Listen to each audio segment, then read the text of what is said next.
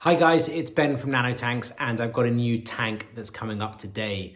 I did have an AquaOne 40, which is a nice, I think it's 55 litre tank that was sitting here, but I've decided to replace it with a tank the same dimensions. This is a 40 by 40 by 40 cube, but I got it custom made with Optiwhite glass.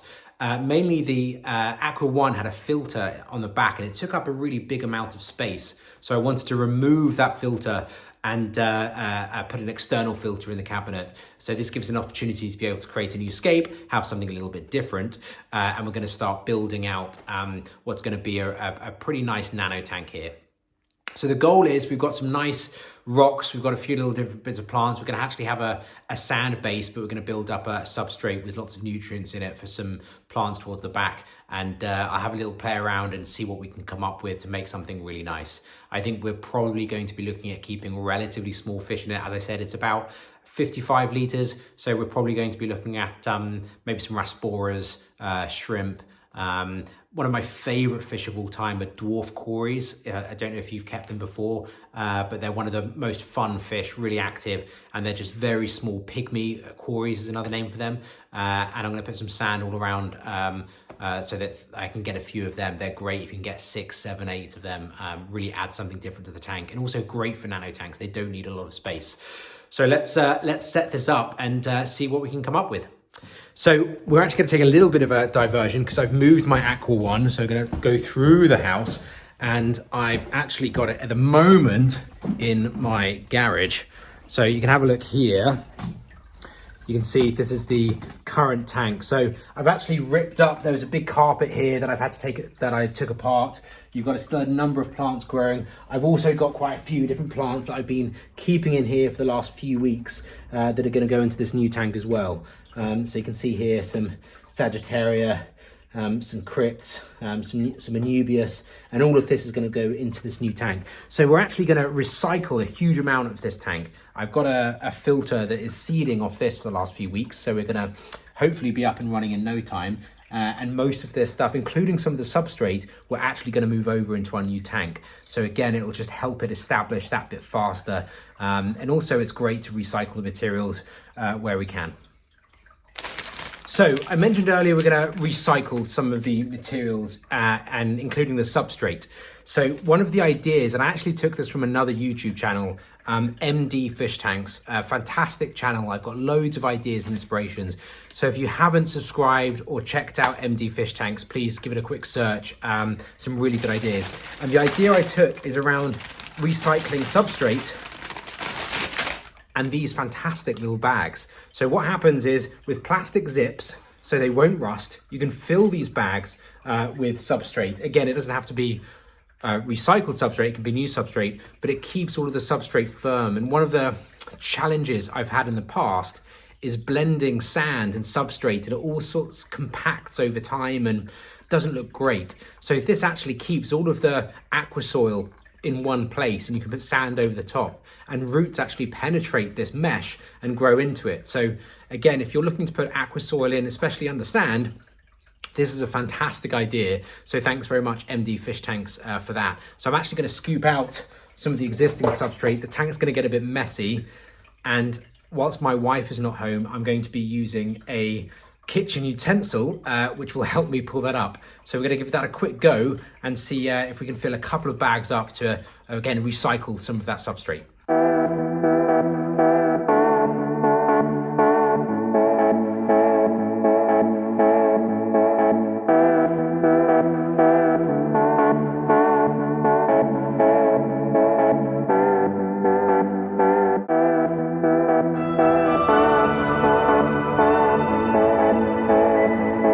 Okay, so you can see it was a little bit of a messy job and took a little longer than I thought, but the outcome is we've got these now recycled aqua soil, which to be fair has lots of nutrients in it. I've also got some root tabs in it that I put in recently, so it should be more than enough for the new tank. And these couple of bags will be a great start, and I might actually put in some new aqua soil as a layer on top if we need to, and we need a bit of extra height. So at least this is a great way of forming the base, and we'll talk more around our substrate and what we're going to build our substrate out of coming up. Okay, so let's talk about substrate. Now, most of the time at the bottom layer, I actually use something called Bacta 100. This is an ADA supplement that apparently has more than 100 kinds of effective microorganisms and helps stabilizes the ecosystem in an aquarium. So that sounds good, right? I think that this is meant to be put on the very bottom layer before you put anything else on, and will just help, I think, that bacteria and help the aquarium stabilize that bit faster. So we're first of all going to put on a layer of this. I'm then going to be using a ProScape Volcano mineral. This is basically just really tiny, small, volcano rocks, which are really porous and really helps with airflow. One of the problems with planted tanks sometimes is the substrate gets really compact over time, and you get lots of harmful gases that collect, and you can't get any kind of circulation. So the first layer, by putting some porous rock, sometimes you can use gravel, it doesn't have to be expensive rock, although this is quite cheap. It's just a really good and effective way of stopping that substrate getting compressed. So we're going to use some volcano mineral on top of that. Then we're going to go with our recycled aqua soil, so the ones that we took from our previous tank. We do have some more ADA aqua soil if we need it, and I've got some sand here which is going to form around the outside. We're not going to have a carpet like we did in the last tank. We're going to do something a little bit different, more because I want these dwarf or pygmy cories, and they need sand at the bottom where they spend most of their time. So let's start getting stuck in and start building the substrate up.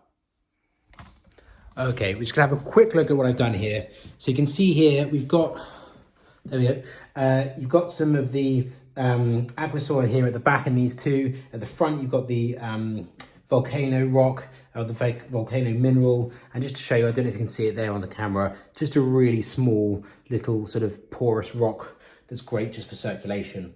And that's what is basically going to be our form of our substrate. So we're going to have a few bits and some rocks and some wood growing on here, but this should allow plenty of nutrients. And also, as roots for plants around the back get planted, it will really allow us to be able to get some nutrients into those plants and help them grow. Just wanted to quickly give you a show of the sand. So again, when it comes to trying to make a natural underwater environment, we want to try to replicate what would be on a riverbed or something similar. So I've gone for a really nice natural colored sand here. You can see that it's not too dark, not too light, but it's certainly not in any way dyed or gravelly. It's quite a really nice sand. And the cories, these dwarf cories that are going to go in it, are really going to love it. I try to avoid anything too brightly coloured or too big gravel, especially if you're going to keep any kind of catfish. But I think this will just work wonderfully. Okay, right, I put some sand in. Let's have a look here. You can see that there's, first of all, it's wet. I had to wet the sand. Normally with new sand, especially if it's kind of more buildery sand, it's well worth giving it a rinse because there's a lot of dust that gets caught up in it. So having a look at the tank here, you can see that it obviously looks a lot darker. It'll look a lot brighter once there's water and some nice lights on the tank. But for now, it's quite high at the back and it kind of tilts down towards the bottom. So I think we're going to get a really good effect here once we start putting in some rocks and some plants and start finishing it off with a bit more of our plan. So let's see what that looks like. Okay, so again, most of this was taken out from other tanks. You can see I've got a variety of different wood here. I've got some really nice anubias and crypts on some stone. These are some new plants. So collectively, we're going to use most of it and recycle it to be able to go into the tank here. Now you can see there, the gravel actually starting to look a bit more natural. I think it goes really well with the cabinet, but we'll see once the lights are in and we start building it up. So we're going to have a little look now and see what we can come up with. Okay, so a quick little break to just talk about some of the plants. Most of the plants, the crypts and the anubias from my old tank are probably more than enough, and I won't need a huge amount more. But you can see here we're starting to get the cave together. I'm actually going to see if I can get a bit closer for you there. There we go, there's a little bit of a better view. I think what we're going to try to do now is there's a little crevice here. and I want to really try to get the Anubias in this crevice here. And we've got a really nice little cave appearing. So more by not necessarily intentional, but really nice all the same. So I'm going to have a little chop around, play with the plants, plant a few here, move it around 100 times, and then I'll kind of give you an idea of what it looks like in a minute. Okay, so I may have missed a little bit of a step, but I've managed to get everything ready, fill the tank up. I've also added some livestock, so I'm just going to talk to you a little bit about the final result. Now, the first thing I will say is that I was using a big external filter that's underneath the tank, and that was seeded on another tank. So it was a very full cycled filter, so that for a tank of this size, you wouldn't have to wait to cycle the tank, so you can put fish in relatively quickly. Also, a lot of the media, both not just the filter media, but also some of the bits in the tank, some of the rocks and the plants came from another tank as well, and that's also going to help with beneficial bacteria. So firstly, let's start. I'll give you a little bit of a close-up shortly. I kept it quite simple. I think the sand's lightened up, as I mentioned. It's now looking a lot brighter. I think the plants there's not too much, but I think it's simple enough that it creates a lot of greenery. And you'll actually notice there's a lot of space around the tank. So you kind of got this piece in the center, and that helps for a few things. One, it really helps with water flow. Two, it really makes sure that fish actually tend to stay towards the top of the tank, sometimes come towards the front, but it gives them a lot more space. I find they're a lot more active and keeps them in the kind of this kind of top half of the tank, especially the fish I'm going to show you shortly.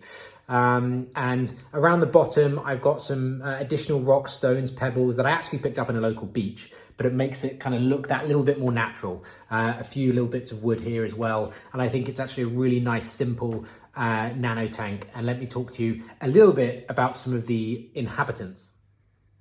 Okay, so this is a bit of a closer view, and you can start to see any guesses. Write down in the comments if you've guessed the fish before I've mentioned them. They're not the easiest of fish to call out. Obviously a great species for nano tanks.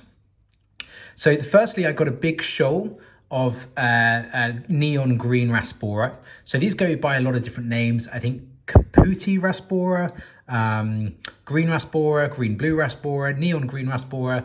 But it's I saw them in the local fish shop and actually thought they looked kind of cool, something a bit different. And they have a really nice bright color. I'll show you in a closer view in a minute. Firstly, fish numbers. A lot of people are going to look, oh, you've got quite a lot of fish in there. Now, remember, this is a 55-litre tank. I've got a filter that's big enough for a 200-litre tank, and these are very small fish. Now, it's much better to have a community nano tank, if you do have the space, to have a larger shoal. Rasboras tend to be really shy fish, and if you have a number of shy fish and you have a mix of a large variety of different types of fish, you never really get to see their natural behaviors.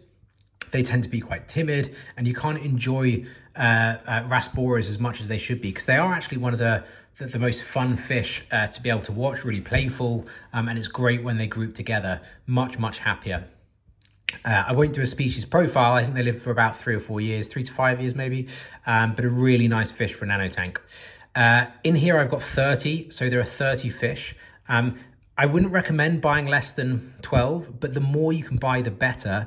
It's always difficult because you get told to buy in, 6, 12s, but the more fish, especially of this size, you just get so much more enjoyment from their natural behavior. So I highly encourage you that when you're getting a shoal of these particular type of fish, these Rasboras, I would get as many as you can. This is 30 here. You may notice, for those that are really sharp eyesight, over here, just in this corner, hopefully he'll come back out in a minute, but if you look over here, I've actually got another type of Raspora. This actually just got thrown in by accident in the fish bag.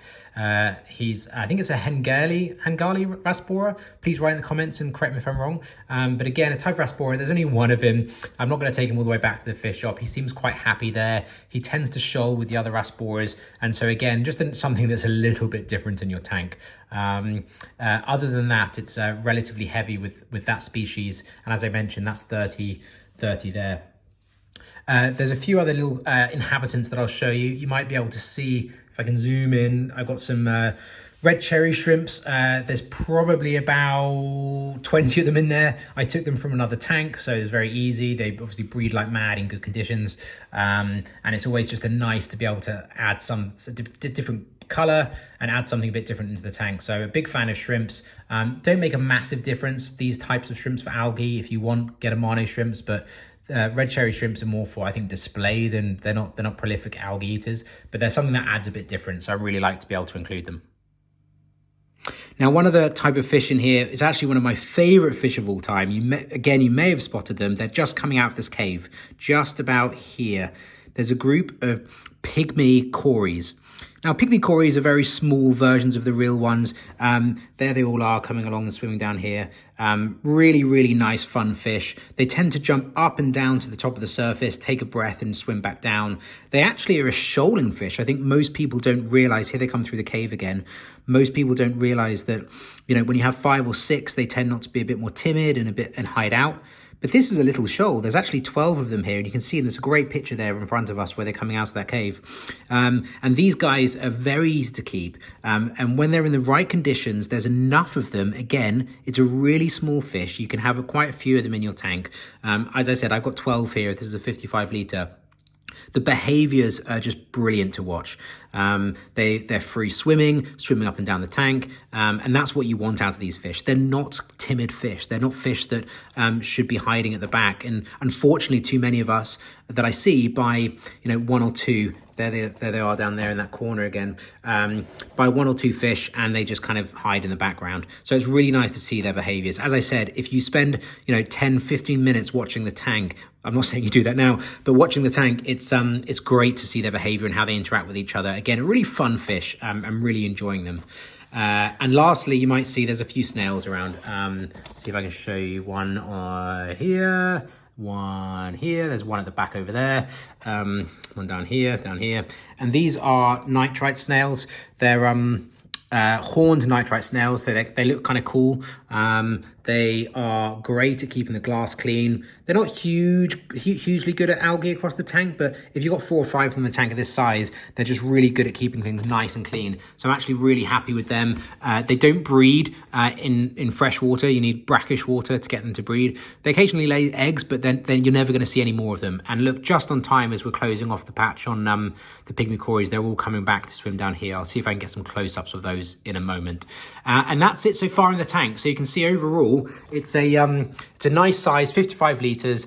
There's loads of movement. There's actually a lot of fish. I think there's 42 fish in this. So it sounds like an awfully big number, but these are really small fish. They have a really small footprint. And I've got a really big filter. Just give you a sneak peek down here. I've got an external filter that's actually got a really slow flow. I've got taps on the piping, which gives a really nice slow flow. And a tank of this size is perfect. And that's how I can accommodate this number of fish. As I said, they're small nano fish, and it's much better to get a larger number than have a smaller number.